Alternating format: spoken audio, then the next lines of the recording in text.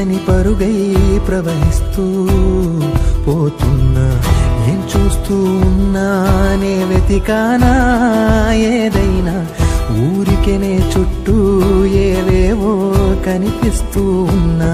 కదలని ఓశిలనే అయినా తుడిలో కరిగే కలనే అయినా, ఏం తేడా ఉందట నువ్వెవరంటూ అడిగిదు నన్నెవరైనా, ఇల్లాగే కడదాకా ఓ ప్రశ్నే ఉంటానంటున్నా,